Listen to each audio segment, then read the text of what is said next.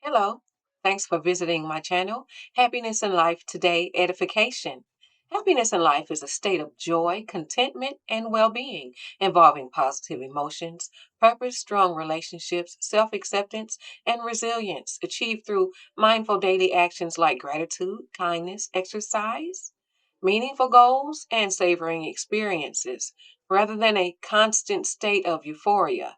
It's about finding balance and meaning in life's ups and downs, with over half of our happiness coming from controllable choices and attitudes.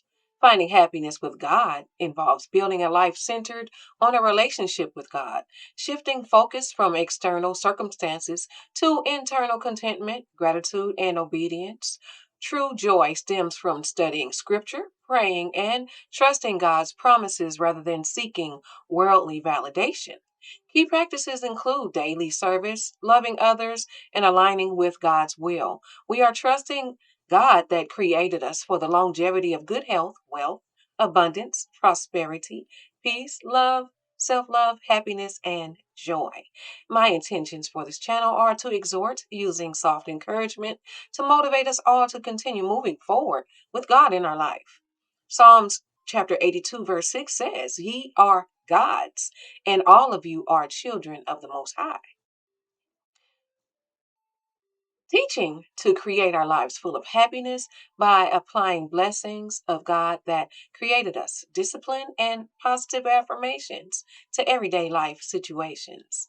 In the Bible, Jeremiah chapter 29, verse 11 says, For I know the plans I have for you, declares God that created us. Plans to prosper you and not to harm you, plans to give you hope and a future. We are choosing to be happy. We are not giving up building our beautiful lives. So cheer up. Things will all work out as long as we keep positive to uplift ourselves. I hope everyone is having a wonderful day. I'm here to motivate us all to enhance our lives to a happier state of life through life lessons that comes out randomly through topic of the day using my own discretion. We are choosing to build our lives full of happiness with God that created us. And with that, hopefully this topic will relate with you. I would appreciate it if you would get involved in the comments with your experience, if you have any, with the topic of the day. It's nice to know there are others in the world committed to being a better version of themselves and are motivated to keep moving forward. Happiness is the key. Please like, subscribe, comment, and share this life lesson if it motivates you or to motivate another. And thank you. Please donate to the channel, sow into me as I sow into you. So let's get into the life lesson of the day. Well, the life lesson of the day is grieve. It's about grieving. Grieve in whichever way you feel compelled to. There isn't one right way to move through what saddens you. Give yourself the space to feel, be sad, be angry, be heartbroken, cry or don't. But also take deep breaths and remember the love that brought you to your knees, the smiles that broke your heart wide open, and the moments of laughter and joy. Finding happiness among the grief can make each difficult moment a bit easier to bear. Show yourself more love than you've ever needed to before and feel what you feel. So, defining this life lesson here, grieve means to suffer, grief, feel for or because of. Grief also means to cause great distress to someone. Grief, grieve means to suffer grief. Feel grief for or because of. Grief, grieve also means to cause great distress to someone. So sometimes, grieve, you can cause great distress to another person as well. Okay. So I hope that was clear enough because it's the way it's worded. Grieve in whichever way you feel compelled to. There isn't one right way to move through what saddens you. We're going to define this life lesson bit by bit, okay? Grief is one of the most universal human experiences, yet it remains deeply personal and unique to each individual. If you're struggling with loss, whether recent or anticipated. It's important to know that whatever you're feeling is valid and there's no correct way to grieve. Your grief is uniquely your grief, is uniquely yours. Grief is the intense, multi layered reaction to the loss of someone or something deeply meaningful. It is most frequently experienced after the death of a loved one or of a pet, but it can also follow the end of a relationship, the loss of a job, or a major life change. While the term bereavement describes the objective state of having experienced a loss, grief represents the personal, complex internal response to that event. The core dimensions of grief. Grief is far more than just a feeling of sadness. It influences every aspect of human functioning, manifesting through several distinct dimensions. Emotional turmoil. Feelings can swing rapidly from overwhelming sadness, yearning, and loneliness to shock, numbness, anger, guilt, and fear. Physical distress. Grief commonly triggers insomnia, severe exhaustion, physical anxiety, changes in appetite, muscle tension, and a weakened immune system. Cognitive impact. People often experience brain fog, confusion, difficulty concentrating, and obsessive thoughts regarding the loss or the past. Behavioral shifts. Manifestations include social withdrawal, restlessness, tearfulness, or temporary detachment from standard everyday responsibilities or things that you do. Spiritual questions. A deep loss frequently causes individuals to question their purpose, their connection to others, or their philosophical and spiritual beliefs. All right, the next part here. Give yourself the space to feel. Be sad, be angry, be heartbroken, cry, or don't. This quote is a reminder to practice emotional acceptance and self compassion during a difficult time. It gives you permission to experience your feelings fully without judging or forcing yourself to feel better. So here's a breakdown of what the quote means. So the core messages: validating pain. It acknowledges that negative emotions like sadness, anger, and heartbreak are natural human responses to grief, loss, or disappointment. Removing pressure. The phrase cry or don't means there is no right way to process pain. You do not have to perform your sadness for others or force tears if you feel numb. Rejecting toxic positivity. It tells you that you do not need to look for a silver lining immediately. It is healthy to sit with uncomfortable emotions instead of suppressing them. Allowing vulnerability, giving yourself the space means lowering your defenses and pausing your busy life to acknowledge your internal hurt. But also take deep breaths and remember the love that brought you to your knees, the smiles that broke your heart wide open, and the moments of laughter and joy. This quote is a poetic reminder to embrace emotional vulnerability and find comfort in meaningful memories during difficult times. It encourages you to pause, breathe, and reconnect with the profound experiences of love, joy, and connection that have shaped your life. So here's a breakdown of core meanings behind the specific phrase. Breakdown of meanings here. Take deep breaths. This is a call to pause, ground yourself, and find calm in a moment of stress, grief, or overwhelm. Remember the love that brought you to your knees. This refers to experiencing a love so powerful and intense that it felt overwhelming, humbling, or life changing. The smiles that broke your heart wide open. This describes moments of such pure happiness or affection from someone else that they forced you to let down your emotional walls and feel fully vulnerable. The moments of laughter and joy. This is an anchor to positive memories, reminding you that happiness exists and can be felt again. This quote is also focusing on healing, mindfulness, and the value of emotional openness. So, breaking down of this meaning.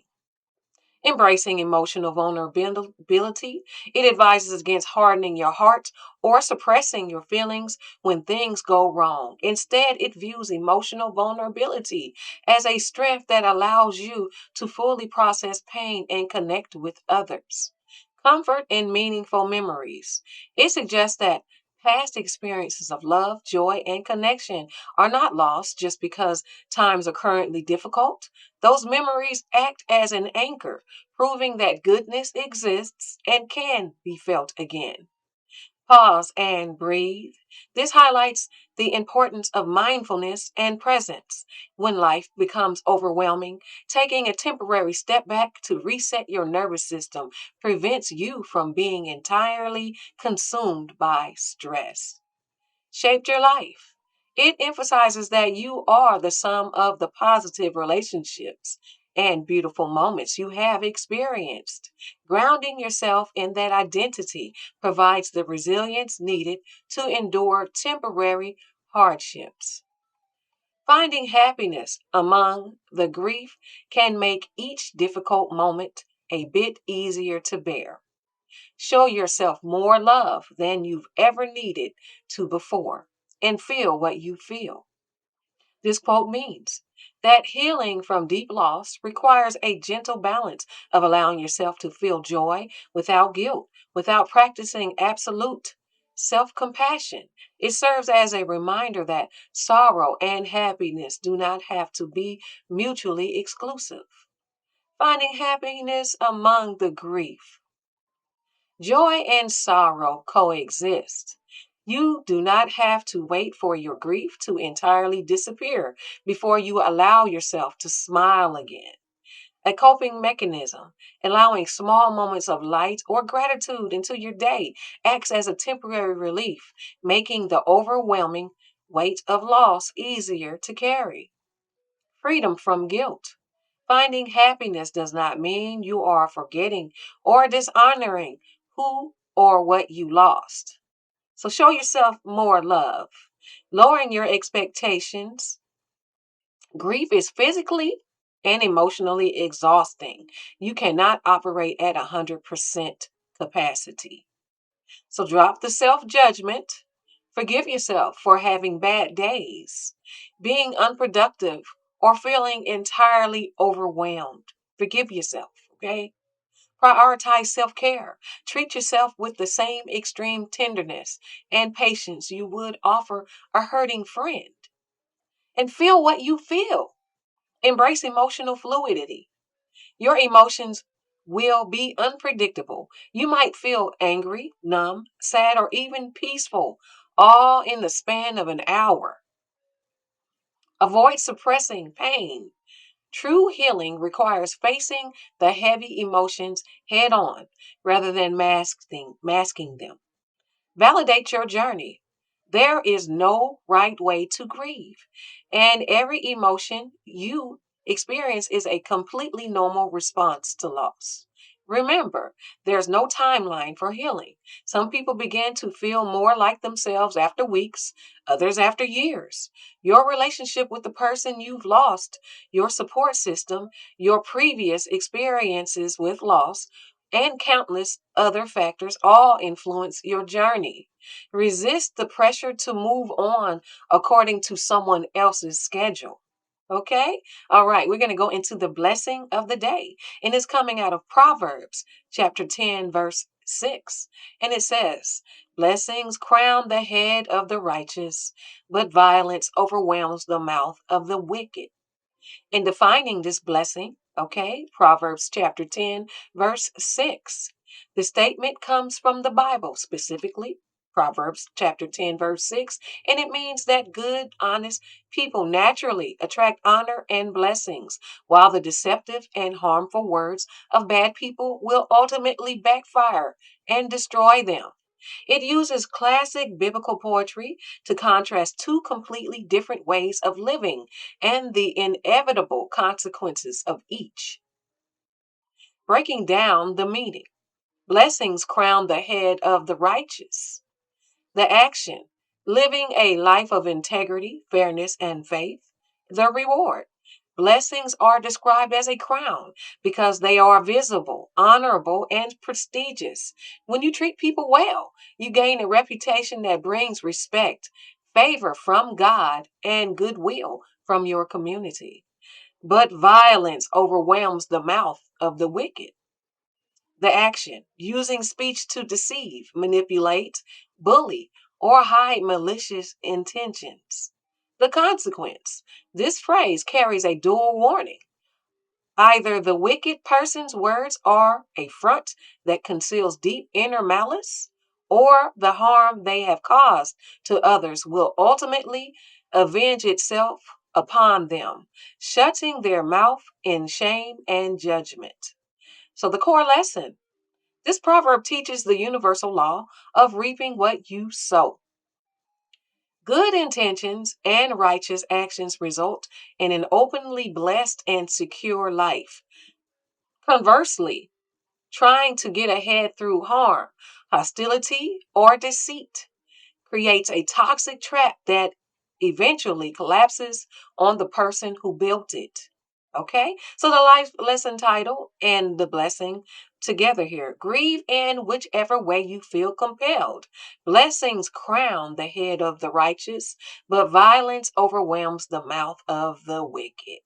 So the life lesson here, um, the text you provided here blends two distinct areas: a compassionate statement about mourning, followed by a well known biblical proverb about justice and consequences. Okay, so grieve in whichever way you feel compelled. Okay, we went over that and we went over blessings of the righteous. Okay, um, the phrase highlights the deeply personal nature of sorrow. There is no right or wrong way to mourn a loss. It gives complete permission to express sadness, anger, or silence naturally. It acknowledges that healing requires honoring your unique emotional needs. Blessings crown the head of the righteous. The second part is a direct quote, okay, from Proverbs 10:6. It contrasts ultimate fates of good and bad actions. As for the righteous people who live with integrity, honesty, and kindness will experience honor, peace, and favor, the crown of blessings. The phrase the crown of blessings is a prominent metaphor used to describe God's abundant favor, grace, and protection encompassing a person's life. Okay, while it is not the name of a specific physical crown, it is an overarching spiritual concept that represents the ultimate reward of a faithful life.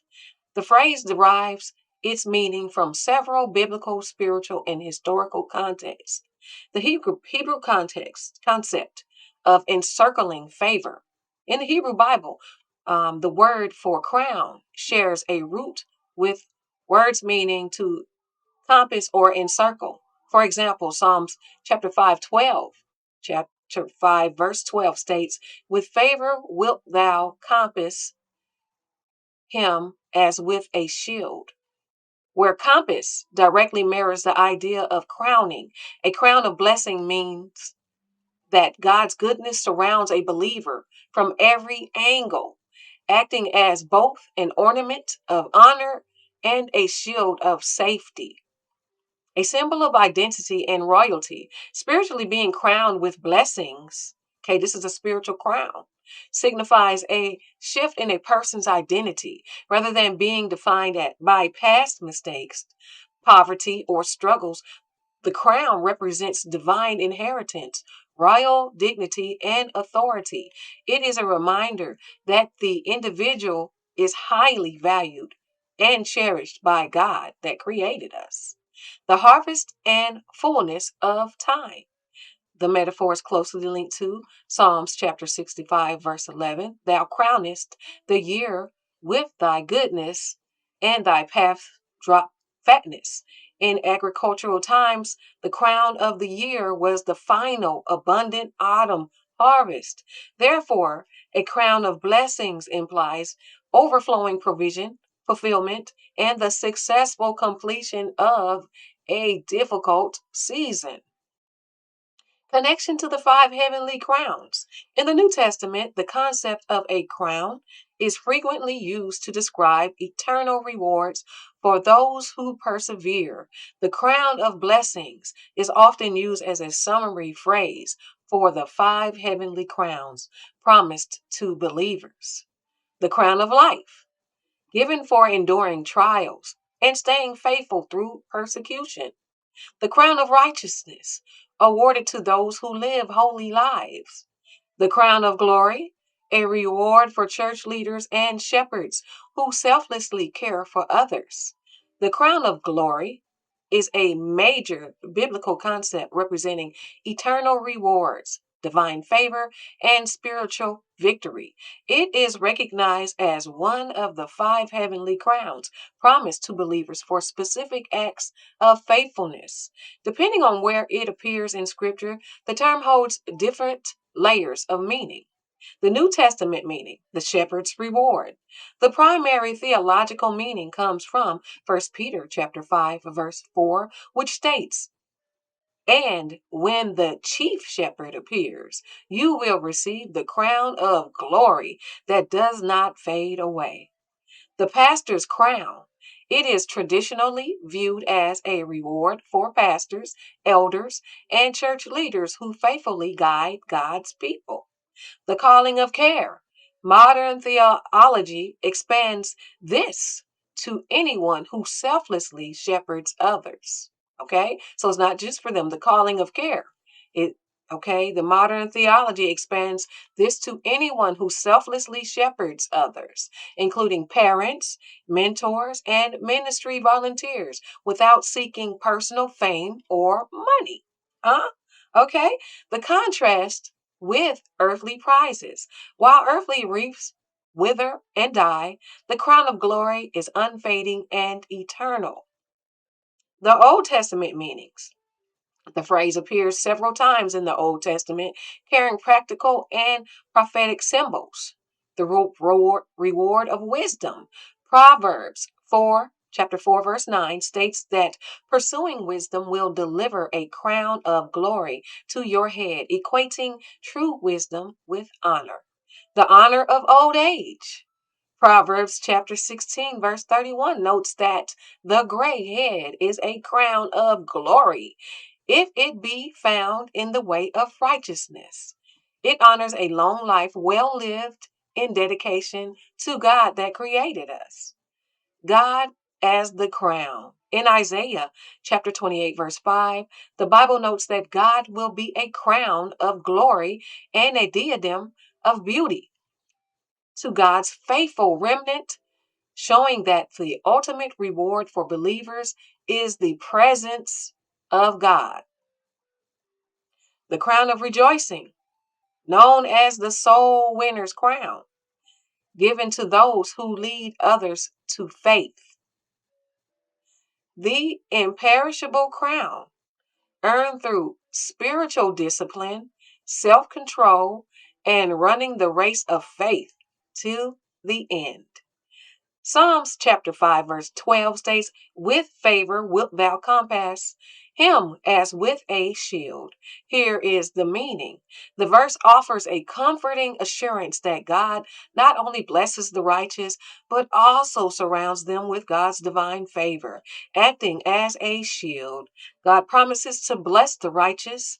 This means that those who live according to God's ways and strive to do what is right will receive God's blessings. Psalms chapter 5, verse 12 means that God's divine goodwill, grace, and approval act as an all encompassing, impenetrable defense over a person's life. The verse establishes that when you are aligned with God that created us, God's kindness does not just assist you occasionally, it completely envelopes and defends you from every angle.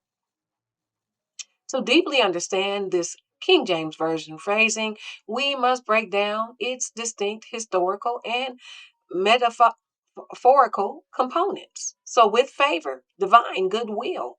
The concept favor means pleasure, delight, goodwill, or favorable acceptance. The application, it means you are experiencing God's proactive benevolence. It is not a passive emotion from God that created us, but an active force that opens doors, shifts circumstances, and brings unearned blessings. Wilt thou compass him? Complete encirclement. The meaning of compass. To compass means to surround, circle back, or completely envelope. You surround them. The application. God's favor is not a localized wall facing just one direction. It is a 360-degree sphere of presence. No matter which way you turn or from which direction an attack or difficulty approaches, front, back, or side, you are entirely enclosed. As with a shield, the large defending armor, the military metaphor. In ancient warfare, soldiers used multiple types of shields. The large, heavy shield that covered the entire body of a warrior from head to toe, rather than a small handheld buckler. So that's how you are protected, okay? The application. This means God's favor acts as an impenetrable barrier that absorbs the impacts of life's trials, negativity, and spiritual attacks. It deflects harm before it can touch your core identity or purpose. Huh? That's important. I'm going to say that again.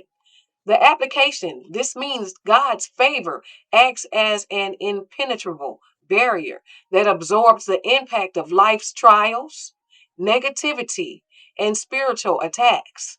It deflects harm before it can touch your core identity or purpose. The Bible defines the righteous here as those who walk in right standing, obedience, and faith with God that created us. The verse serves as an ultimate promise of safety, reassurance, and confidence for believers navigating a hostile or stressful world. And as for the wicked, okay, so we're going to talk about the wicked.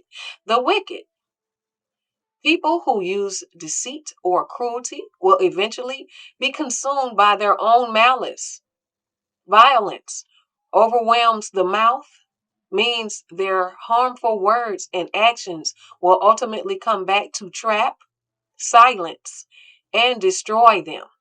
So that's why we have to be careful what we speak from our mouth in our life. Okay? Because it's like you speaking blessings or curses over your life, over your walk, your journey. Okay? Or it's real important. The proverb you are describing here. This phrase describes a concept of karmic justice, specifically how malicious people cause their own downfall. It is a traditional proverb often found in ancient wisdom literature, such as the biblical book of Proverbs.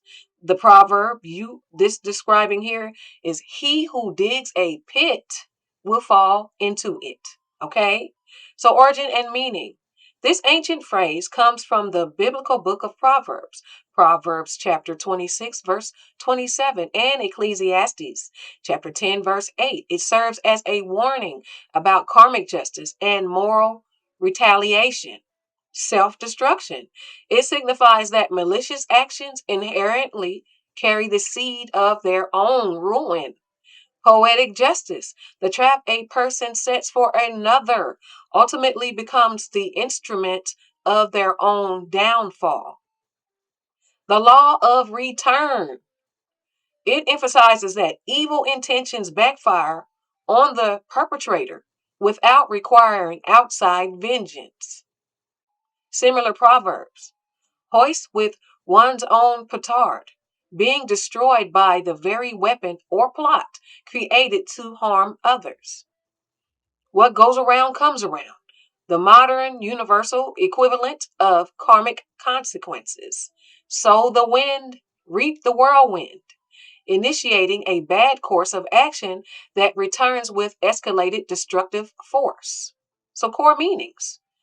Self-destruction. Deceitful and cruel people create a toxic environment that eventually traps them. The rebound effect. Harmful actions and words act like a boomerang, returning to strike the person who launched them. Forced silence. Violence overwhelms the mouth, means that a person's own lies and aggressive speech will eventually catch up to them, exposing their malice and stripping away their power, credibility, and voice. So, modern interpretations. Ruined reputation. Constant lying or gossiping eventually destroys a person's trustworthiness, leaving them with no allies. Legal and social consequences. Cruel actions eventually cross lines that result in public exposure, job loss, or legal punishment. Psychological toll. Living a life rooted in deceit and malice creates constant paranoia and stress, which slowly consumes the individual from the inside out. So, summary of the combined meaning here. When read together, the message offers comfort during a difficult time while reaffirming a belief in ultimate justice. It encourages someone to focus entirely on their own emotional healing, comforting them with the reminder that goodness will ultimately be rewarded and wickedness will face its own consequences. I'm going to define that, okay? The core meaning of this passage is the psychological liberation that comes from trusting in divine or cosmic justice. It outlines a healthy framework for dealing with trauma, betrayal, or injustice by shifting the victim's focus away from revenge and entirely onto recovery, okay? When broke down, the message contains three main ideas. Okay, I'm going to read that again. Okay, the core meaning of this message, okay, it outlines a healthy framework for dealing with trauma, betrayal, or injustice by shifting the victim's focus away from revenge, and entirely onto recovery. Don't waste your time with revenge. Just go recover. Okay, it's time to go heal. Okay, because you don't want to fall in the loop of bad, consequences. Okay, when broken down, the meaning contains three main ideas: relinquishing the burden of vengeance, the reminder that wickedness will face its own consequences, frees a person from the exhausting need to punish those who wrong them. It suggests that justice is inevitable and handled by God that created us, which is a higher power or cosmic law. So the victim does not have to carry the anger required to exact it. Okay? Permission to heal. This gives you permission to heal. Okay? By establishing that justice is already taken care of, the message gives the individual explicit permission to focus entirely on their own emotional healing, because you're going to need emotional healing after all of that. Okay? They no longer need to look backward at the source of their pain. Huh? They can look forward toward their own peace. Hello, peace, right? Okay? Hope and reassurance. Reaffirming, that goodness will ultimately be rewarded, acts as a comfort during a dark timeline.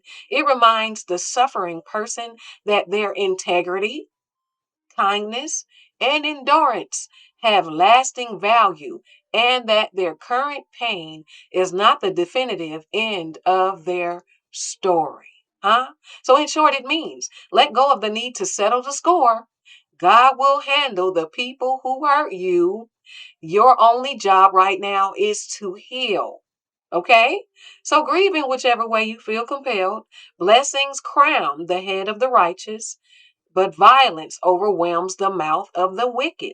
Okay? And we're going to do this from a positive, biblical, spiritual, happiness, blessed, and disciplined perspective with God that created us. Okay?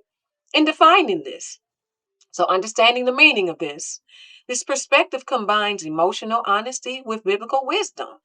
It bridges human grief with divine order, protection, and spiritual growth. The freedom to grieve. Validating pain. God does not expect you to hide your sorrow or suppress your tears. Divine permission. Grieve in whichever way you feel compelled. Acknowledges that healing is unique to everyone. Spiritual peace. True happiness begins when you safely surrender your pain to God that created us. The reward of righteousness. Blessings crown the head. Righteousness means aligning your life with God's truth, love, and discipline. Supernatural protection. Blessings act as a spiritual crown, bringing honor, peace, and favor into your daily life. Okay? Supernatural protection, favor into your daily life. Huh? Okay? Source of joy. Real happiness comes from knowing your identity is secure in God that created us. Source of joy. Real happiness comes from knowing your identity is secure in God that created us. Okay? So the trap of wickedness. Violence overwhelms the mouth. Evil intentions eventually silence and defeat the wicked. The discipline of speech. Okay? Godly discipline requires mastering your words, as speech reveals the state of your heart. Spiritual safety. God shields the righteous from the destructive chaos of the wicked. This phrase reflects a deeply rooted theological concept found across many religious and spiritual traditions. It expresses the belief that a higher power, God that created us, provides a protective barrier for those who live according to moral and divine laws. Here is a breakdown of what this concept means in practice. Core meaning breakdown. Spiritual safety. This does not guarantee physical invulnerability or a life free of hardship. Instead, it refers to the protection of one's soul, inner peace, and eternal destiny from being corrupted or destroyed. Huh? God's shield. This implies active divine intervention. The Creator, God that created us, acts as a fortress or guardian. Hello? Absorbing the spiritual blows that would otherwise break a person's faith or spirit. The righteous. In a spiritual context, these are individuals who strive to live with integrity, justice, and alignment with divine will. Their safety is directly connected to their moral choices and faith. Destructive chaos.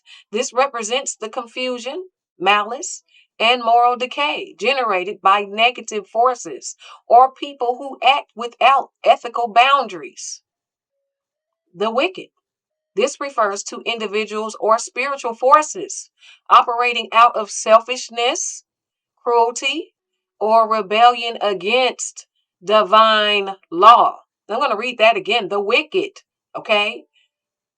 This refers to individuals or spiritual forces operating out of selfishness, cruelty, or rebellion against divine law. The key theological themes: immunity to spiritual ruin. While the righteous may suffer physical or financial loss due to the actions of others, their core identity and spiritual standing remain untouched. And you can trust and believe God that created us to protect everything.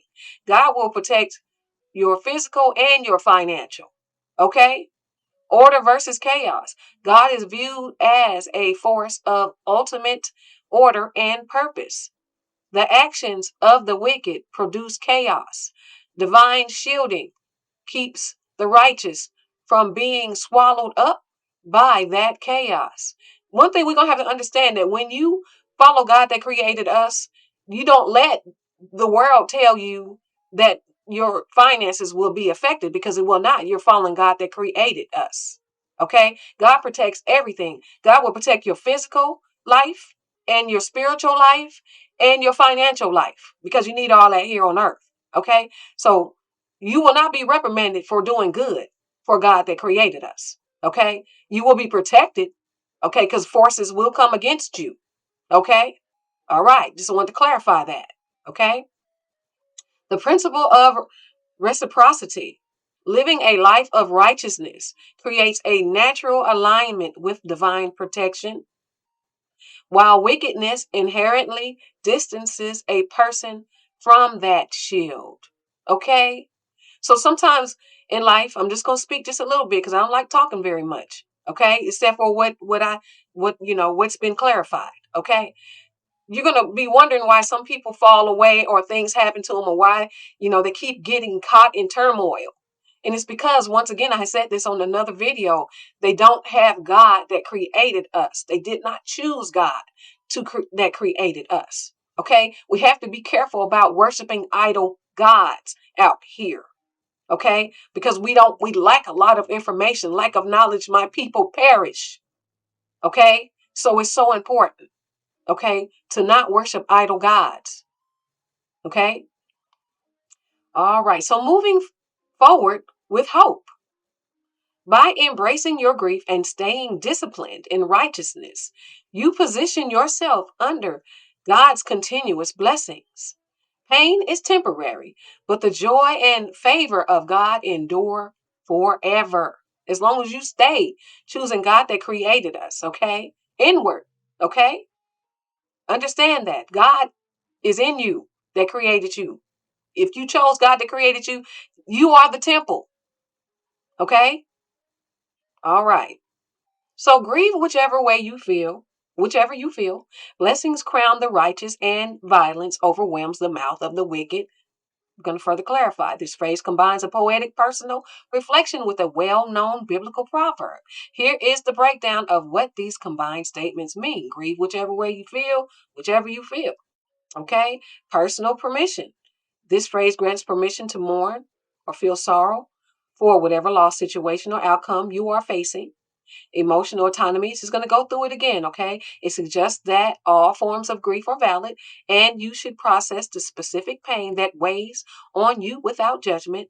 Blessings crown the righteous, divine favor. This is a direct quote from the Bible, Proverbs chapter 10, verse 6, which is the blessing over this message, okay? Over your life lesson, okay? Honor and protection. It means that people who live with integrity, honesty, and goodness will receive honor, peace, and positive outcomes that surround them like a crown, okay? Visible reward. Goodness eventually brings noticeable blessings into a person's life. You will see the reward, okay? Violence overwhelms the mouth of the wicked.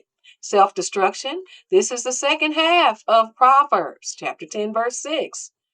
Verse 6. The second half of Proverbs, chapter 10, verse 6 is translated as, but the mouth of the wicked conceals violence, or violence covers the mouth of the wicked. Okay, that's in a different version. It means that deceitful speech acts as a mask for harmful intentions. Sometimes people will say certain things or do certain things, but they really are hiding who they really are. They really have harmful intentions against you with a smile. Yeah, I love you, but I'm loving trying to destroy you, though. You understand? I know y'all met people like that in your life, and you might not have saw it right off right then, but later on you start questioning, wait, I don't think they really like me for real. Okay? All right. But that very evil will ultimately backfire and destroy the speaker. Okay? There are two, and you don't have to do nothing as long as you're walking in integrity and or in righteousness with God that created you. Okay? Us. All right? There are two main concepts in this phrase: deception and hidden harm. The phrase conceals violence, highlights a deceptive heart. A wicked person uses smooth, pleasant, or manipulative words to hide their true destructive motives. Their speech acts as a blanket or cover up to blind others to the injustice or harm they are planning. The boomerang effect. Self destruction. In versions where the text reads, violence covers the mouth, the idiom acts like a boomerang. It points to a profound spiritual irony. The very harm a malicious person speaks into the world will eventually turn around and overwhelm them. Okay. Silenced by judgment, the evil consequences of their actions will eventually grow so big that it completely shuts them up, covering their mouth with ruin and disgrace. Inevitable fall. While the righteous receive open blessings on their heads, the wicked trap themselves in their own spoken lies, leading directly to self destruction. Consequences of speech. It means that the cruel, deceitful, and hateful words spoken by malicious people will ultimately backfire on them. Silenced by justice. Their own harmful actions and words will catch up to them, drowning them out and leading to their ruin. Okay, so the combined message again, when put together, the statement suggests a contrast between handling personal sorrow and trusting in ultimate justice. It tells you to feel your grief fully while reassuring you that in the bigger picture, good people are ultimately rewarded and the malice of harmful people will consume them. So this proverb contrasts and the protective peace of living righteously. This proverb contrasts the protective peace of living righteously with the self destructive chaos of wicked living, emphasizing that true happiness and discipline come from aligning your actions with God's will. A positive and blessed perspective, okay? Divine protection. Blessings act like an invisible crown that shields and elevates you. Abundant rewards. Righteous living invites God's favor, peace, and spiritual prosperity into your daily life. Joy in grief. Even during times of loss, you are permitted to grieve freely because God comforts the righteous. Okay? A spiritual and happiness perspective, internal peace. True happiness is not an accident, it is the natural byproduct of a healthy spiritual life. Grief as healing. God validates your sorrow, allowing you to process pain without losing your foundational joy. Heart over circumstance. Spiritual fulfillment keeps your soul anchored when external situations become difficult. A disciplined and God centered perspective. Guard your speech. The mouth of the wicked conceals violence, meaning undisciplined words reveal an toxic heart. The power of self control. Spiritual discipline mutes anger and stops you from striking back when you are hurt. Reaping what you sow. Choosing God's boundaries protect you from the self-inflicted trauma that violence and deceit always bring. So, approaching this scripture proverb 10:6 through the lens of positivity, spiritual discipline, and divine blessing reveals a powerful blueprint for a happy, God centered life. Happiness and the blessing of the righteous. Divine crown, blessings crown the righteous means God's favor visibly rests upon the Proverbs 10:6. True happiness, biblical happiness, is the deep peace of wearing this spiritual crown. Overflowing grace. God's blessings protect your mind and bring joy that circumstances cannot steal. Grief transformed. Even when you grieve, God's crown reminds you that your pain is temporary. Discipline and the trap of wickedness. Mouth protection. Violence overwhelms the mouth of the wicked, warns against undisciplined speech. Proverbs again 10:6. Okay? Spiritual discipline. True discipline is choosing words of life. True discipline is choosing words of life, healing, and faith over anger. Consequences of chaos, uncontrolled, violent words eventually trap and overwhelm the person who speaks them. Positive boundary, godly discipline is not punishment, it is a shield that keeps you safe. And the positive spiritual meaning, two paths. This verse contrasts a life of disciplined righteousness with a life of reckless choices. Okay, so that's where we got to look at some people that we love so much. You know, they choose reckless, they have reckless choices. And God is trying to get us to protect ourselves from that. Okay? God's justice. You can rest easily knowing God sees your heart and manages the ultimate outcome. Step into favor. Choosing righteousness automatically positions you to receive God's abundance. Okay? So now I'm going to go into the positive affirmations. Okay? And some of these, they're going to be from God's perspective. Okay? All right. I'm going to complete the daily plan I have set for myself. Okay. Two, and this is dealing with success. Okay. To complete your daily plan from a God perspective means to step out of the daily grind and view your life with from a high, detached, and all-seeing vantage point. It means looking at your day the way the creator, God that created us, or an author looks at a map or a story. Here's how you can apply this mindset to crush your daily plan. The mindset shift, ultimate objectivity. You view your tasks without emotional drama, anxiety, or stress, right? You don't get stressed out because you got so much to do. You be like, you know, huh? The big picture. You see how today's small tasks connect to your 5 year or 10-year major life goals. Absolute control. You act as the author of your day, recognizing that you control your reactions and choices. Detached execution. You move through your to do list like a player, moving a piece on a chessboard, focusing calmly on strategy rather than panic. How to execute your plan today. Zoom out. Before starting, look at your list and ask, in the grand scheme of my life, why does this specific day matter? Eliminate noise. Ignore minor distractions and petty worries. From a high perspective, they are completely insignificant. Accept and adapt. If something goes wrong, don't get angry. View it calmly, like might have to breathe, as a plot twist in your story and adjust your strategy. Okay, you might have to move away from it just for a moment. What what completing your plan translates to? Building self-trust. Every time you finish a planned task, you keep a promise to yourself. This builds deep internal self-trust and confidence. Defeating procrastination. It means you are choosing long term success over immediate comfort, moving past the mood of the moment to take action. Bridging dreams and reality. A goal without a concrete plan, daily plan, is a goal without a concrete daily plan is just a wish.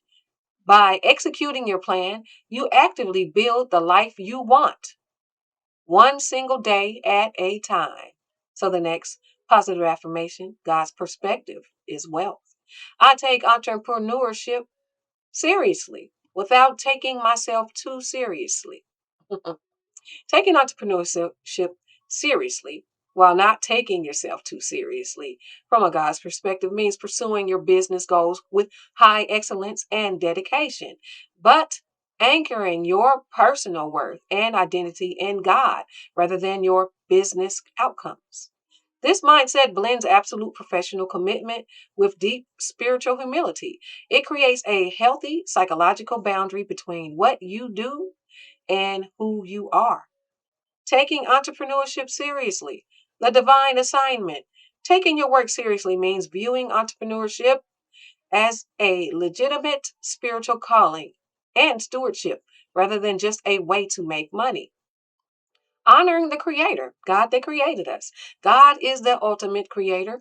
Building a business mirrors that creativity, bringing order, value, and solutions to the world. High level excellence. It means working hard, building great products, and respecting your clients, employees, and community through ethical practices. Responsible stewardship. You treat your talent, market opportunities, and capital as resources entrusted to you by God, okay, to be managed with high discipline. Not taking yourself too seriously, the cosmic perspective. Not taking yourself too seriously requires looking at your life through the lens of God's vastness, which instantly shifts your perspective. Relinquishing control. You recognize that while you plan your strategies, God ultimately directs the outcomes.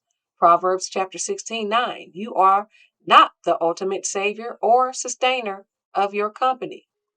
Ego reduction. It prevents the self-made delusion. A God perspective reminds you that your intelligence, timing, and energy are gifts from God that created us, not solely your own doing. Keeping perspective. In the grand scheme of eternity, your quarterly revenue or a bad product launch is minor. This reality allows you to laugh at your mistakes, pivot quickly, and avoid paralyzing stress. Okay? So the trap of self importance versus the freedom of a God perspective. So the trap of self-importance. Identity is tied to net worth. A bad business day means you feel like a bad person. But this is versus the freedom of God's perspective. Identity is tied to God. Your security is fixed, even if the market crashes. Okay? So the trap of self-importance, high anxiety and fear of failure. You bear the crushing weight of the entire company. The freedom of a God perspective, peace and resilience. You do your absolute best, then trust God with the rest. The trap of self-importance, arrogance in success. You assume your wealth is entirely due to your genius. The freedom of a God perspective, gratitude and success. You praise God for the favor and opportunity. And the trap of self-importance, defensiveness. Hard feedback or critique feels like a personal attack. And the freedom of a God perspective, teachable spirit. You can accept correction easily because your ego isn't on the line. All right. We don't have to take ourselves too seriously because we know who controls the future. God that created us. Ultimately, this mindset allows you to work with intense passion while remaining completely free from the heavy, anxious pride that destroys many founders. All right. Next positive affirmation with God's perspective is money. I let go of all my limiting beliefs around money. This is a powerful shift in perspective. Viewing abundance through a limitless higher lens changes your entire relationship with wealth. When you step out of a scarcity mindset and into a vast God's viewpoint, money stops being a source of stress and becomes a neutral tool for creation and freedom. Shift your paradigm. Infinite supply. God that created us does not operate on lack. Okay? Natural flow. Money flows like energy, constantly circulating. Rightful resource. Wealth is a tool to support your highest purpose. Anchor the perspective. Release control. Stop micromanaging how money must arrive. Accept alignment. Trust that value naturally attracts value. Expand capacity. Get comfortable holding and managing larger sums. Act fearlessly. Make financial decisions from growth, not survival. From a spiritual or philosophical standpoint, looking at money through God's perspective means viewing wealth from a position of absolute abundance, neutrality, and purpose, rather than fear, survival, and lack. So here's a breakdown of what this concept means in practice: the shift from scarcity to infinite supply. Human perspective believes resources are limited, leading to hoarding, competition, and anxiety. God's perspective views the universe as infinitely abundant. Money is not a finite pie to fight over, but a renewable energy stream that responds to value, utility, and creation. So God's perspective is infinitely abundant. Okay? Money is not a finite pie to fight over, but a renewable energy stream that responds to value, utility, and creation. Radical neutrality. Human perspective. attaches heavy emotional weight to money, viewing it as a measure of self worth or a source of evil. God's perspective sees money as completely neutral. It is simply a blank canvas, a tool, or a technology used to move resources, much like bricks, water, or electricity. A tool for creation, not survival. Okay, this is just breaking it down. Human perspective focus on how do I get enough to survive. God's perspective focuses on what can I build, heal, or expand with this. Money becomes an instrument to fund ideas, support communities, and express freedom. Hmm? Detachment and flow. Human perspective grips onto money tightly out of fear that it will disappear. God's perspective understands that holding onto water freezes it, but letting it flow keeps it clean. True abundance is found in the ability to give, receive, and circulate wealth without panic. So, next positive affirmation here in a godly perspective. My obstacles are moving out of my way. My path is carved toward greatness. This is a powerful, bold declaration of faith and purpose. Stepping into that mindset allows you to shift from feeling overwhelmed by daily struggles to seeing the bigger picture of your life's journey, shifting to a higher perspective, obstacles as directions. When you look at challenges from a divine perspective, roadblocks stop being signs of failure. Instead, they become redirection, building your character and steering you toward the right doors. The power of certainty, declaring that your path is already carved, brings immense clarity. It eliminates the anxiety of the how and lets you focus on taking faithful steps forward. Strength for greatness. Realizing you are backed by a higher purpose means you don't have to rely purely on your own limited energy. You tap into a deeper reservoir of resilience. You accept that you do not need to figure everything out. You trust the higher wisdom from God that created us to handle the outcomes. All right, next positive affirmation with God's perspective is coming out of abundance. I have the power to shift the way I think about abundance and do so positively. Viewing abundance from a divine perspective shifts the focus from mere material accumulation to spiritual richness, radical generosity, and profound peace. It reframes positive thinking into a profound of active faith, trusting that God provides all necessary strength, grace, and daily provision to fulfill your purpose. Embracing this spiritual mindset involves several key practices, shifting from scarcity to trust. Replace anxiety about the future with the belief that God knows what you need and delights to provide it. This counters the modern scarcity mindset with the assurance that God's grace is always sufficient. Practicing gratitude, acknowledge God's continuous goodness by anchoring your thoughts in thankfulness for the life, blessings, and relationships you currently possess. Redefining wealth, understanding that true abundance encompasses spiritual fulfillment, joy, peace, and contentment, as opposed to solely financial or physical accumulation. Living generously. See your resources, whether time, talent, or finances, as gifts to be shared. Generosity reflects a heart aligned with divine abundance and invites deeper connection with others. Positive thinking of abundance, often called an abundance mindset, is the deeply held belief that there are always enough resources, opportunities, and successes available for everyone.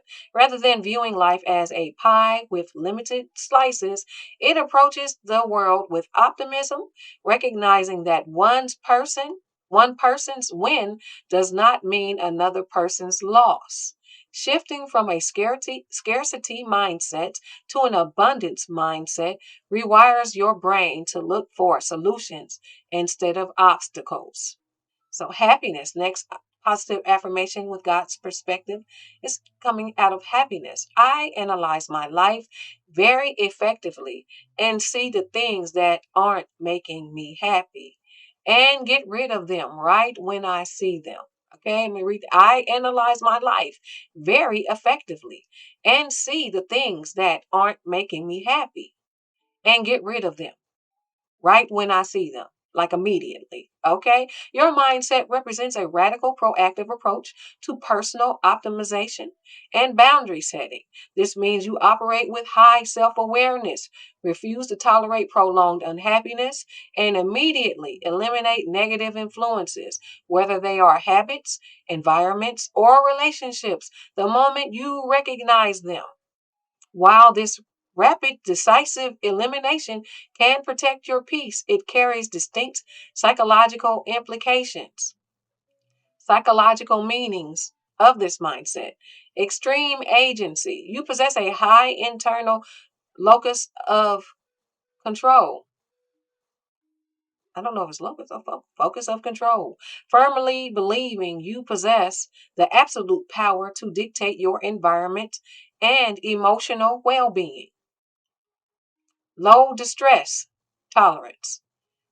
Cutting things out instantly can sometimes be a subconscious mechanism to avoid sitting with temporary discomfort, complex feelings, or the messy work of conflict resolution. Ruthless efficiency. You view life through an optimization lens, treating your personal happiness as a finite resource that requires strict protective monitoring.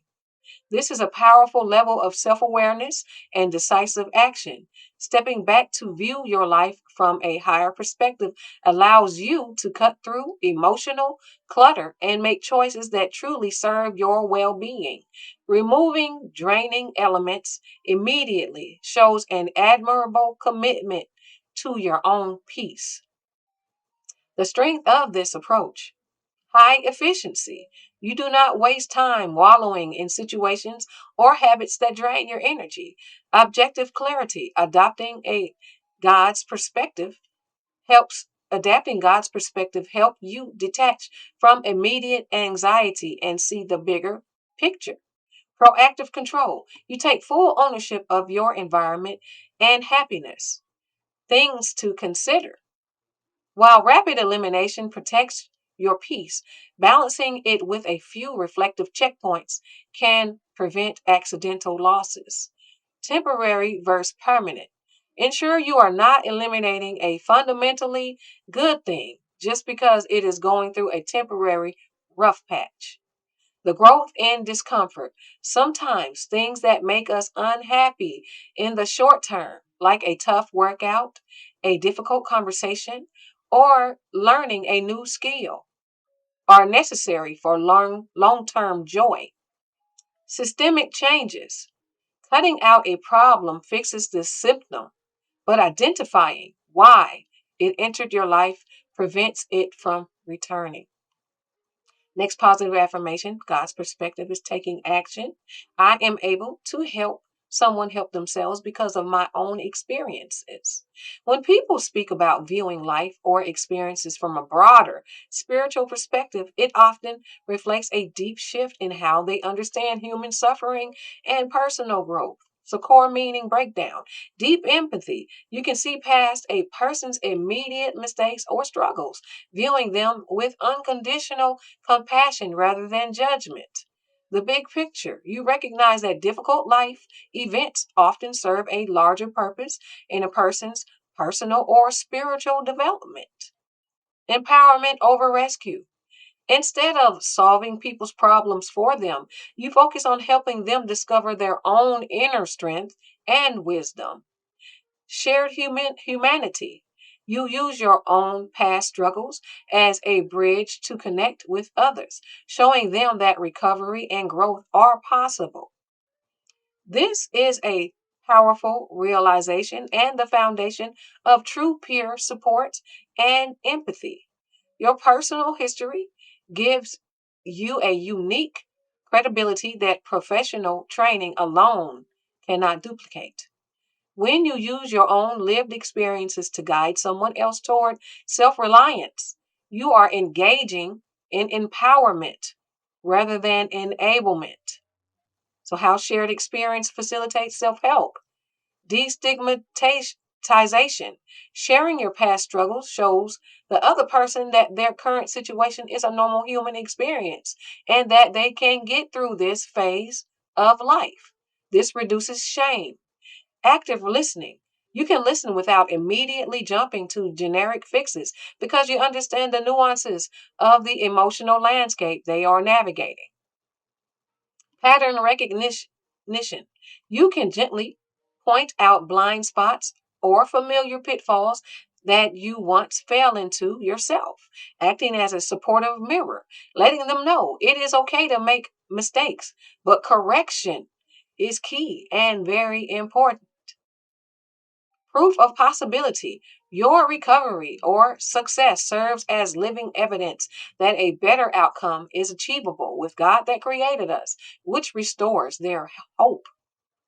Protect your boundaries. Ensure that helping them does not drain your own emotional reserves or pull you back into old negative patterns. Setting firm personal boundaries is essential when supporting others. Protecting your own well being prevents burnout and keeps you from falling back into toxic dynamics. Core strategies for boundary protection. Assess your energy. Check your emotional capacity before offering support. Define your limits. Decide clearly what you can and cannot provide. Say no clearly. Refuse requests that compromise your mental health directly. Schedule personal time.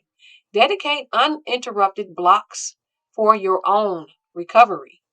Identify old triggers. Notice patterns that pull you into negative loops. Enforce consequences. Distance yourself if your boundaries are repeatedly ignored. Distancing yourself from someone who repeatedly violates your boundaries is an act of self preservation, not punishment. When verbal requests are continuously ignored, physical or emotional distance becomes the only effective way to protect your well being.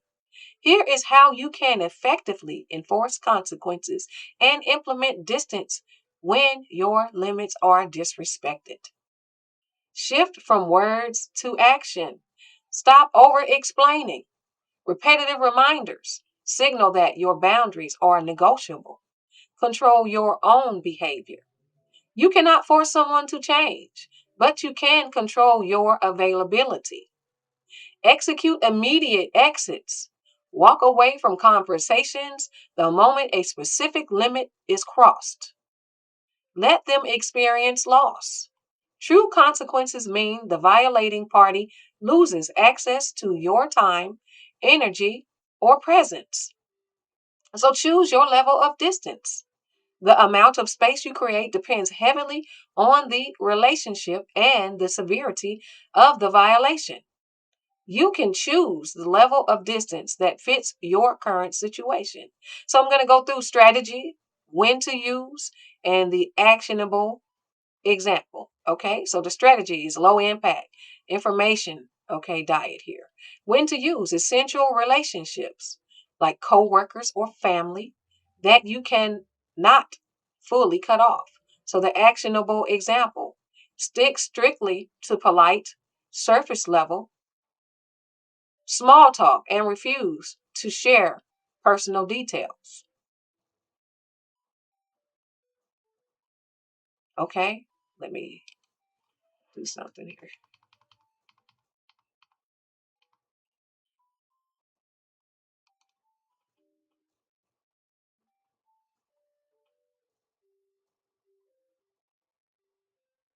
Okay,